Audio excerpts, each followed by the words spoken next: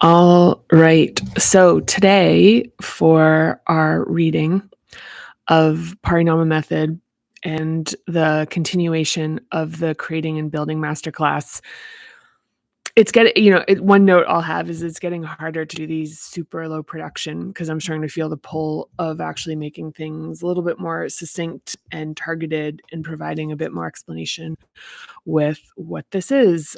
This has been really similar to my process that I think, talked about before in the early days about writing the book, which is the first pass is one where you're writing for yourself.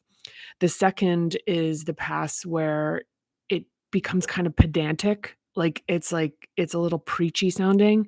And then the third pass is one where it elevates past being like it elevates beyond that, and it's actually like kind of takes on sort of, I guess, a better tone. Anyway, so I just want to get on and because I want to progress this. I'm doing this process myself right now, and and it's kind of cool to be doing it because sometimes when you're teaching something or when you're like uh, demonstrating something, you do like you tell it and you talk about it in a way that's like really orderly. That's like, I mean, I'm the queen of this, like as far as creating processes and, it's like this is the way this gets done from, A, B, C, D. And doing it in doing it along with reading it here is a real like true reminder of how messy this is and how messy it is and how it comes through in a way. And the work is, it's like this thing where, I talked a little bit about this yesterday, where it's like as we're going through the stages of the inquiry, the receptivity, working with limiting beliefs, like allowing for the clarification to happen, finding out and discovering more about who we are and who we need to become in order, what this process will transform us into, like, and looking towards that, then finding words, being able to articulate what it is, this vision that's starting to clarify, and then being able to communicate it in a way that it connects with other people, because ultimately manifestation is, as the term, but or conscious creating and building is really about how we take something that exists within our own vision and we bring it to other people. It's like the thing about the bringing it into the world, it's like how it exists in the world has to do with other people interacting with it. So the communication of what it is iterative, because as we're talking about it, we're learning about what it is.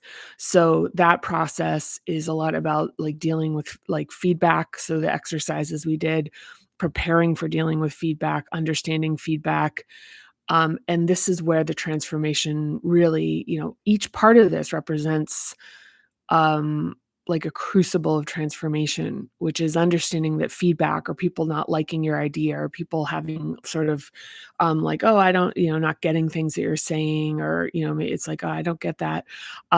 Being able to really see that without taking it personally and understanding that the goal is to figure out how to make that connection. So the last section that we read through was the fourth hub, which is about creating, which is about collaboration. So it's like, okay, now we've learned to talk a little bit about what we're doing, and the next stage is about engaging people.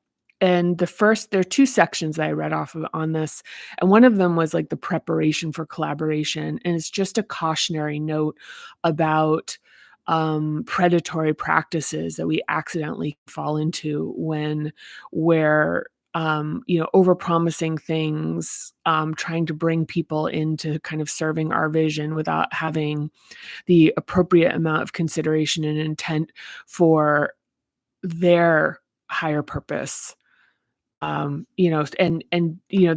no way to completely avoid that. That's never going to happen, but be the awareness of the reality that this is something that can creep into our creations is something that's just really important, because when we see it happening, that we're aware of it and we take accountability and take reparative action for it.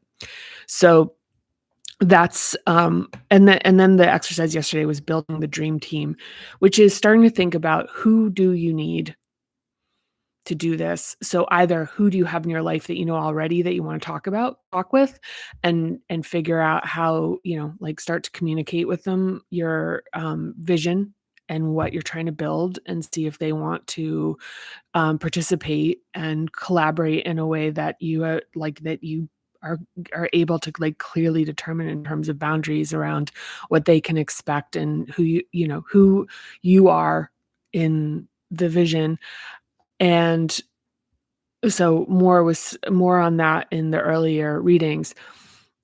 And now we're moving into the third hub, and this is where there is the really traditionally understood action component of creating and building.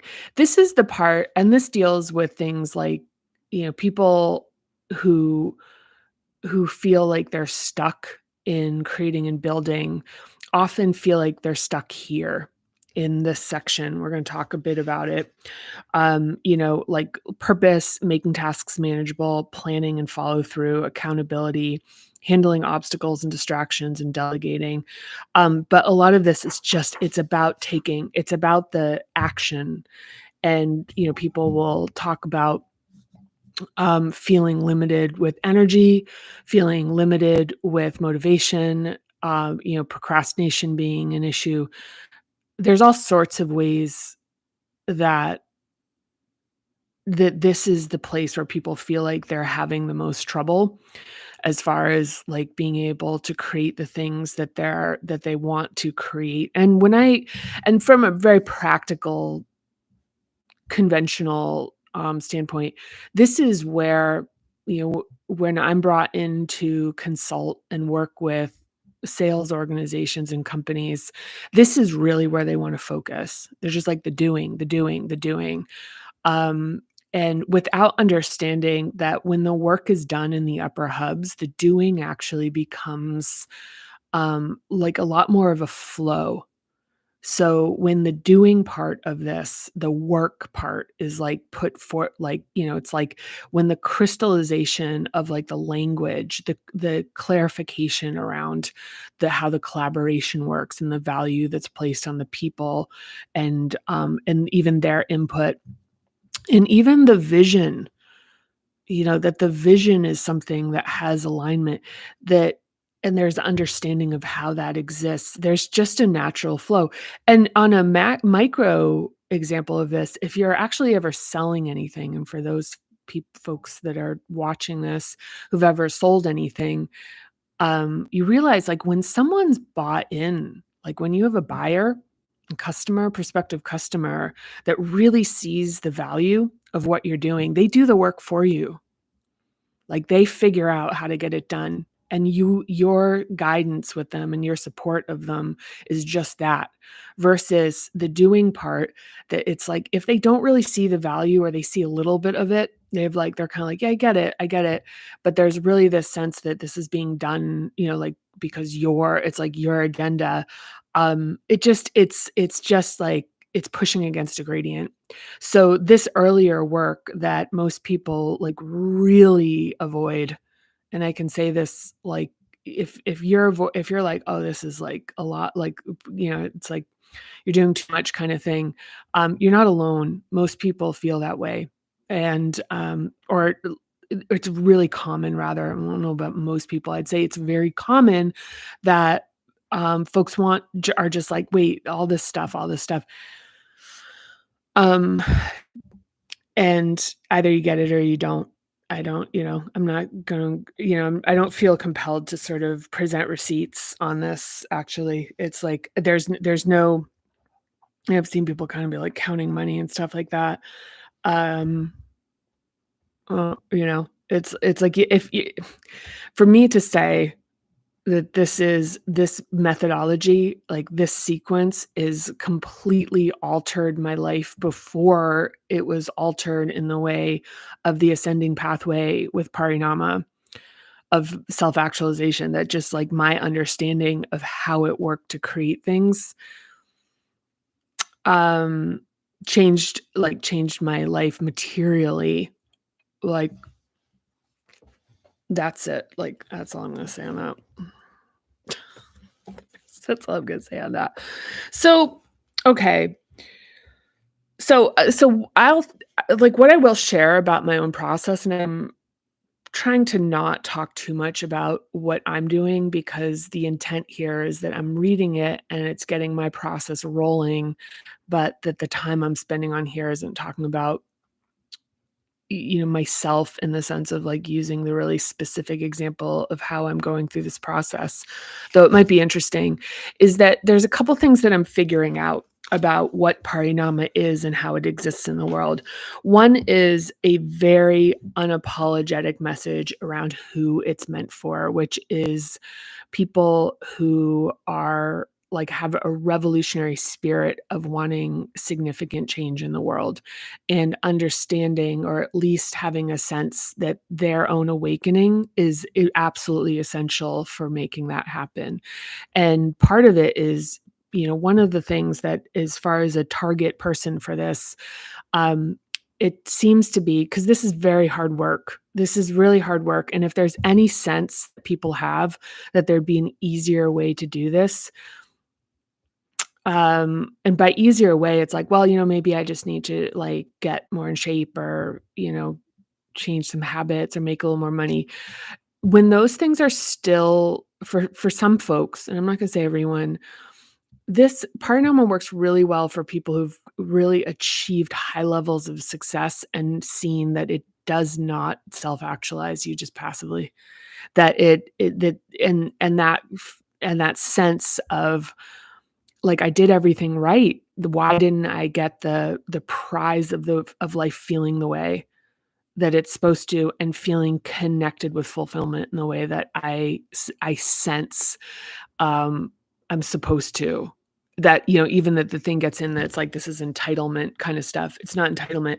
And even to go a bit further, which is the sense of your extraordinariness, the sense that there's something about your life that is absolutely extraordinary. Like the sense, like, that, a lot of really traditional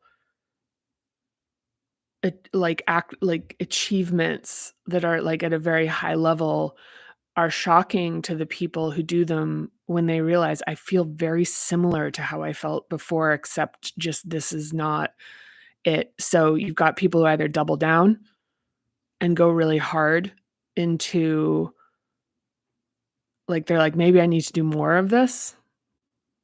And you see that, I mean, like, we talk about beauty standards. Like I saw a show last night that was like a comedy about, someone who'd gotten like cosmetic surgery, and it's like it made them, more attractive, and then they're like, "Oh, I need more," like, kinda thing. Like, that whole thing where it's like anybody who's, like, following the bridge to nowhere, which is like, "Okay, this money didn't, like, really do the thing, and now I'm actually in competition with people with more money than me."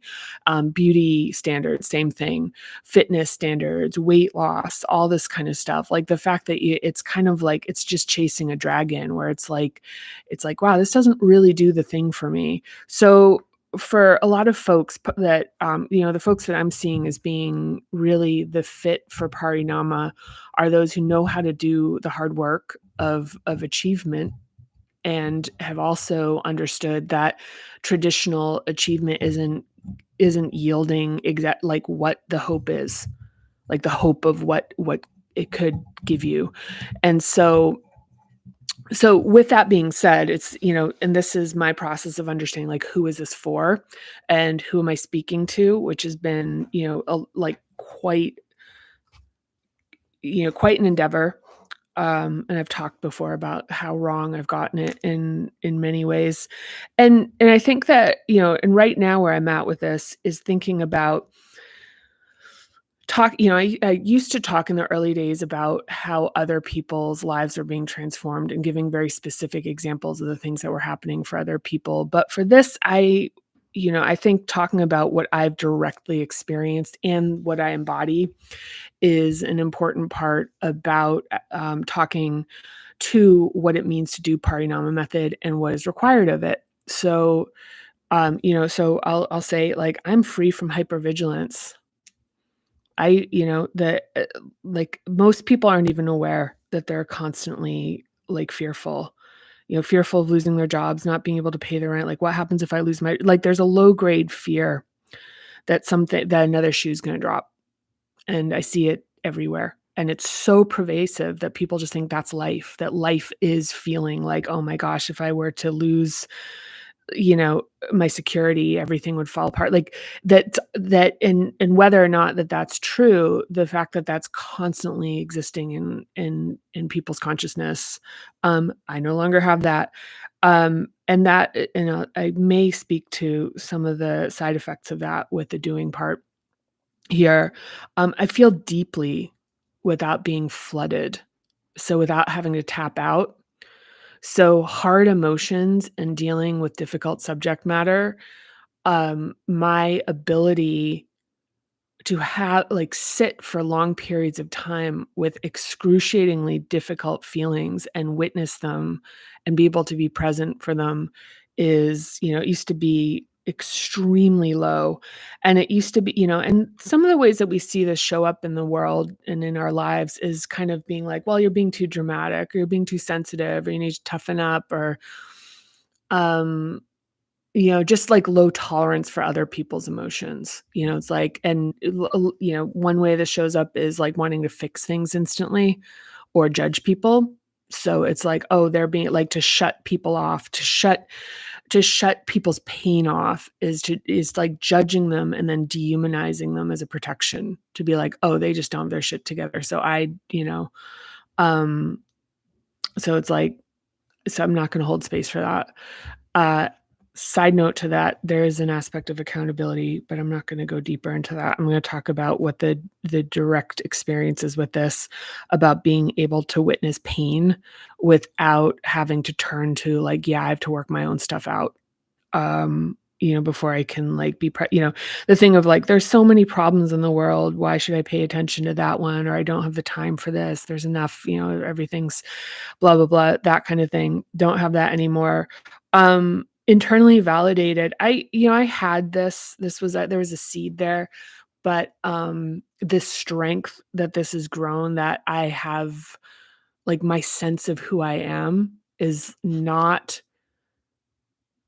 about anyone's validation of me. Like, I enjoy, like, positive energy on the terms that, like, really resonate with me expressing myself, and, like, having people, like, like, the resonance with people when it comes to displaying positive energy and feeling uplifted and elevated and spreading love. But the conditions, I'm not willing to concede things where I have to contort myself into being something that is uncomfortable for me. And I'm talking about beauty standards. I'm talking about behavior standards. I'm talking about putting up with stuff that is like energetically, just absolutely catastrophic. Like holding up boundaries. But mostly the thing is how much I love myself. Like, it's just, I just wake up in love every day. I wake up in love. I wake up like, "Oh my gosh, I get to wake up with you today." It's like something I'd only ever understood in a relationship. But think about that feeling you get when you wake up and you're like, "Oh my gosh," with a beloved person or your pet or a child, a partner, anyone, a family member, that you wake up and you go, "Oh my gosh," and you look at them, "Oh my gosh." It's like that joy of waking up and being like, "I get to spend my life with this person," and having that same relationship with yourself. Um, I didn't know that was possible. I didn't even realize that was a thing. I had woken up and been, like, happy about being alive, but I had never before woken up and been happy that I was with myself.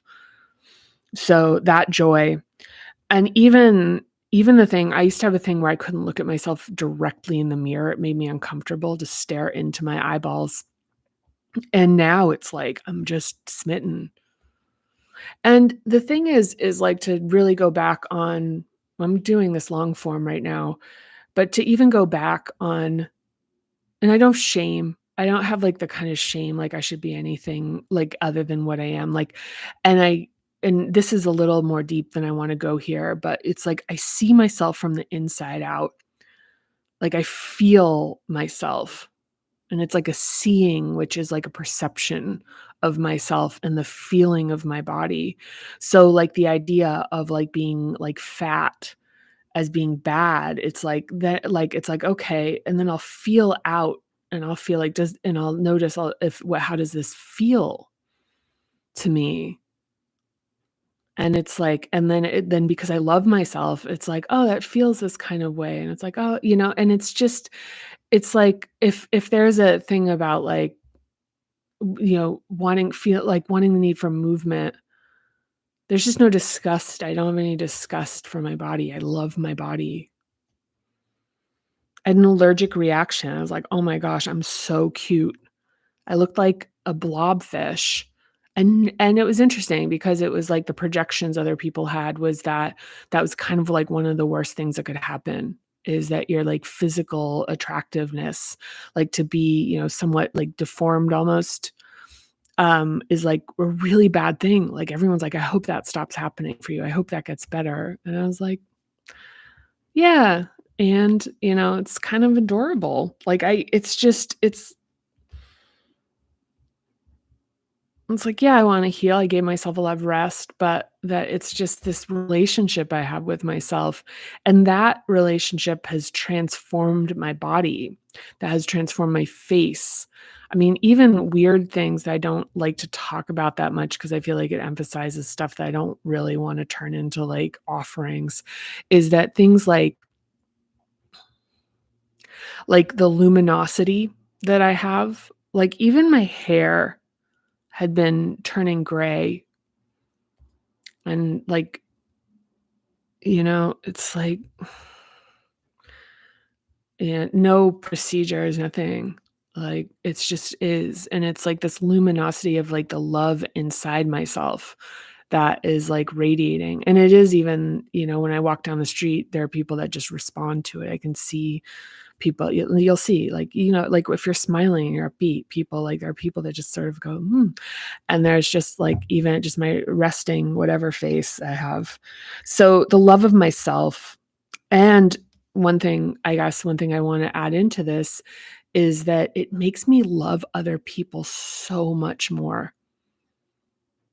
So this idea of, like, love is always outsourced, you always need to be receiving love, you always need to be giving love, but, like, the fact that this emanation of, like, both giving and receiving is, like, emanating from within you is, like, just a revelation, and I didn't learn it from anyone. It actually arose from being a direct experience through practicing Parinama, which I'm gonna get to, um, a bit.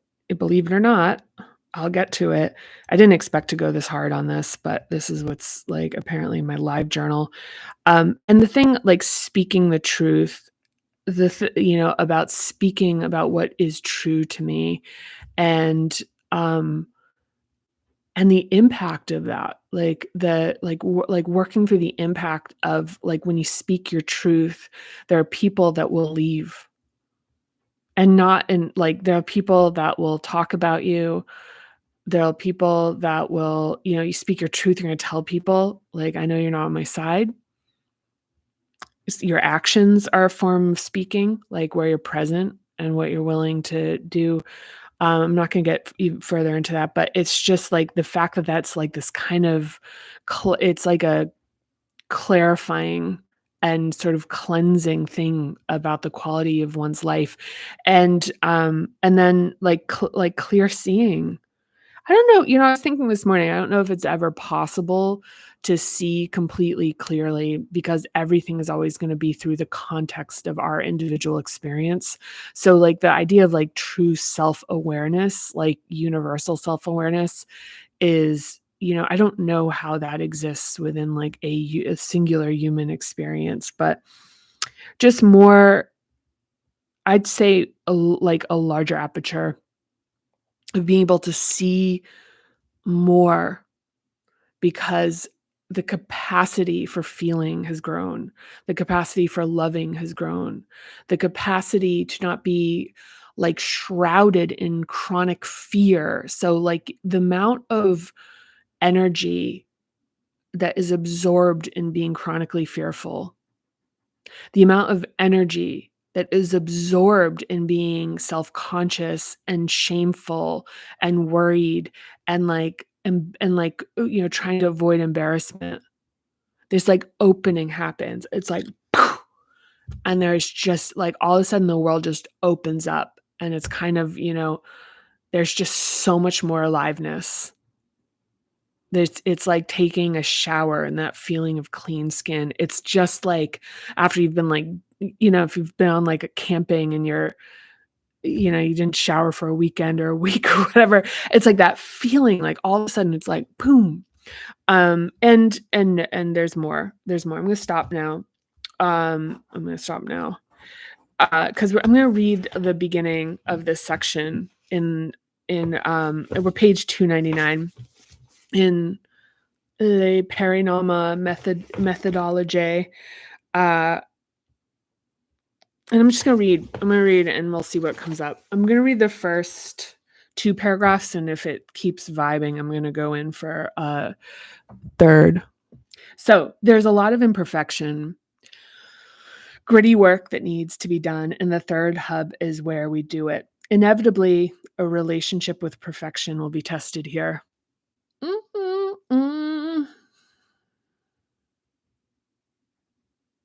Even a relationship with like a certain form of comfort as well. So achievement in this, yeah, maybe you'll see what else comes up on that. Achievement in this stage requires you to get over 2 ideas: that you need to know what you're doing and that your first try is going to be the one that takes. Oh, yes, here we go. I'm here for this. Avoid getting attached to the idea that something that takes a lot of time and effort to build is guaranteed to succeed. There's that too. Although there's not guaranteed success, you are guaranteed the opportunity to learn and grow if you choose to take it. So, yeah, there's not more you need to say on that. That one's just so self-explanatory, I feel. So in this stage, you'll be doing a lot of imperfect work as you iterate and figure things out. Much of your effort will not be reflected in the final product, although the lessons learned will be embedded. Therefore, you need to be connected to your why. Adopt a relationship to work that is a quest for mastery and growth more than anything else. A side effect of the traditional salaried work model is getting programmed to believe there's a consistent linear reward for work. The work itself is the reward in this stage, and its fruits will be inconsistent. I couldn't love this more. This is so good. This book's really great. You need to, these words. You need to show up. And if you are a hard worker already, that's good, but be prepared to get stretched with work that doesn't provide an immediate, predictable reward. Know that the more you do it, the easier it gets as you become increasingly clear about what works and what doesn't. The tools for third hub descending are purpose, making tasks manageable, planning, accountability, handling obstacles and distractions, and delegation, each of which I discuss below. Let's see, do we have that in here? Oh yeah, nice one. That's good. That's really good. I want to keep going. I'm loving it. So the third hub descending requires the confidence and self-esteem to believe in something enough to sacrifice other choices and to give the project everything you've got. It's the time for committing to focus, courageous action. Every hub in the descending path is a gate that opens to a new aspect of the process. The third hub is the one that decides if the project will happen. This is the hub in which bravery, discipline, and resilience provide the power of an iterative process that doesn't fear hard work and is where the grind of more familiar work begins. There are specific considerations: devotional discipline and the requirement to stop talking and start doing. This is the crucible, the arena, and the combustion, and it is intense and demanding. There'll be unexpected pitfalls in this hub, and you can only learn about it by doing, and you will be both humbled and emboldened as you learn to overcome the obstacles. You burn off ego and insecurity and grow strong if you can stay in the arena. There will be many times that you will want to leave. Wanting to leave is not a problem, but leaving is. I could keep going. I'm not going to, though. Woo, that is good. That is like, God, that's giving me life. I'm like feeling that. I am feeling that. I'm trying to find a bookmark in here. Just use this guy. Yeah. It's interesting because it's a switch to a very different energy from the earlier hubs. So this is where, I mean, every single hub as you descend takes on like an increasing practical intensity as it densifies. And this one is like, it's the crucible. It's the crucible of transformation. And it's where work is actually like the fire that burns off like that, the stuff that isn't real. Oh my God. Hi. Oh my gosh. I think about Leona, I think about you all the time. I think about you all the time. Oh my gosh. I really love you. So and I think this is one of the things that's like really like for building and creating is the part that is like both sides of this do not tend to understand it the other. So you have people that are really effective in this execution, effective in the next 3 hubs that will go down, and the folks that are really effective in the upper hubs, which are actually finding the new realities and starting to bring them into like the existence of their own minds and their own vision. The execution part is this cutoff point where, you know, you've got shame and guilt and I don't this and that kind of stuff. And even, yeah, like that obstacle of breaking through this is really considerable. So the whole thing is that is, you know, and this is why the ascending path is so important, is the relationship with shame and just being on your side. That when you see yourself doing things where you're like, yeah, I'm not motivated, and to be like, well, if I'm on my side, I'm going to want to understand why I'm not motivated in a way that is non-judgmental, and be there and love myself in a way of being like, let's understand this. You know, because one of the things, and actually this presents like a good opportunity to share this candidly, is that I, as a a conventionally high performing person, I would frack. And I'm saying frack because I would use like shame, comparison, fear, um, like fear that I wasn't, you know, it's like I was proving everybody wrong and all this kind of stuff to in my creation of things, of building things. So this model and this methodology is so much more powerful because it's actually the transformative process is like in the creation, in your creation, that you're being transformed. Like you're being transformed by it. That's the whole thing. That's the whole thing with this, is that we're not just creating to build things in the world. We're creating things to further actualize ourselves and become really what we are. And as a result of that, expanding the capacity and the consciousness of the universe and what's possible. And look, it looks okay. So, you know, all this big talk about like be bigger, all this. If you just change your own experience of life, if you just experience the emanating love that is what is within you, if you shed this like Babylon systemic layer of like chronic fear and hypervigilance and shame and embarrassment, or I should be this, I couldn't, you know, I need to like all this kind of stuff, like, and like find the internal like emanating life force. That's it. you'll change the world just by existing. It's this thing that you're supposed to do something outside of yourself. You do this, you change everything. Every interaction you have is changed. Every interaction that you have, a person is transformed. And if you're probably already doing this. You're probably already doing this. You're probably every person that you interact with is transformed. If you're a person that's on this path, you're already doing it. This isn't like you're going to be like, oh, all of a sudden. It's like you're already doing it. This is where it's like cleaning the pipe. So you're experiencing the blessing that they're experiencing in the exposure to you. Yeah, this is a total freestyle. And I'm loving every minute of it. I'm really like, this is a freestyle. So, okay. So the thing that I will say, and this was as a final point in my own process and figuring out, it's like, okay, how do I, like what is Parinama and how do I bring it to the world?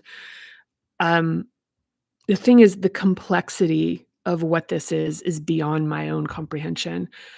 Having spent the last year doing it, I read a section of the book almost every day. To the extent that you can. I mean, if it's not, if it takes 2, 3, 5, whatever years, it's massive. And I think this is one of the things that is kind of a backwards thing where people it makes people feel like they're doing something wrong a lot of the time.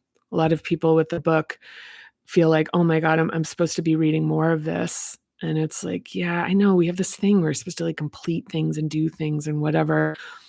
It's like, just read one section and then it kind of works on you. It's how I've experienced it. It sounds weird because I wrote it. It sounds like, oh yeah, but this is, as I've discussed before, this is something that transcends what I am. Like this is something that is channeled through something that's beyond my comprehension, and I use it and I do it. So when I'm talking about what is this, what does it do? And even how I stopped marketing it in the conventional sense, it's because it's like, yeah, this is, it's just all I can say in good conscience is I can say this is what I have experienced directly. So this is a lot of this is also about I would say I don't like the word clean, but the clarity, clear water, I guess, is to demudify, to be able to see through, is I have to be in my integrity. And so marketing this is you're gonna oh my God, you're gonna have, a hot body and every, all this stuff that's just conventional stuff that actually is these types of promises about outcomes that are actually bring a lot of suffering. That all I can do in as I'm figuring out in this process is all I can do is speak about my truth about what's happened and speak to the process and facilitate things that help make this like easier and more accessible in the sense of in a sense I won't get into right now. But yeah, I mean that it's I don't know how to describe how this works because it worked on me. So it's almost like taking, it's almost like if you were to take a medication every day and it's and then your body just, or a medicine or an herb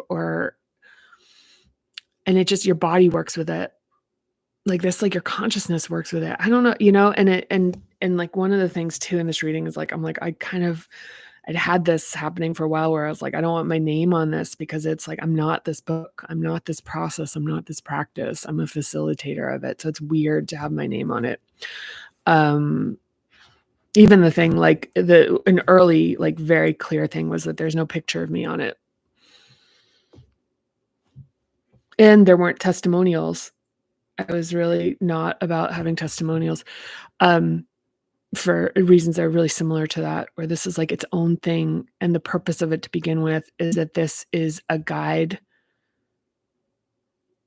that is like really where I'm removing myself from a person's process with themselves of going inward to experience what you truly are, and to find that miracle and to find that experience.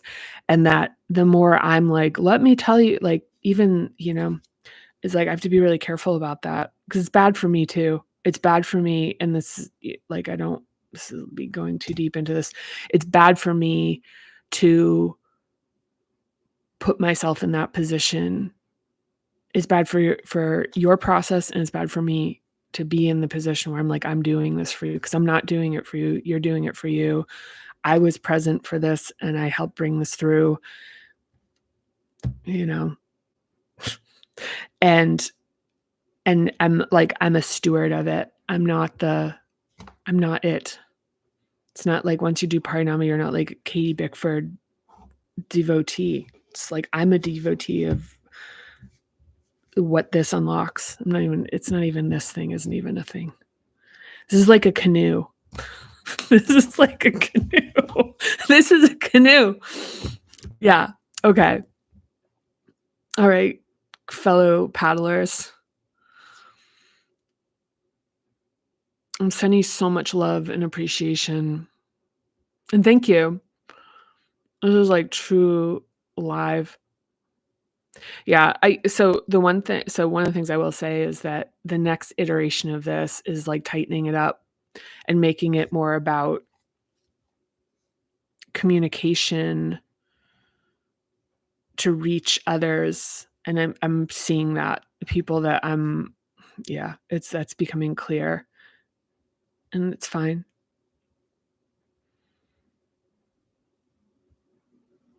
Yeah. Anyway, thank you. It was so great that Leona stopped in. Oh my gosh. What an amazing human being.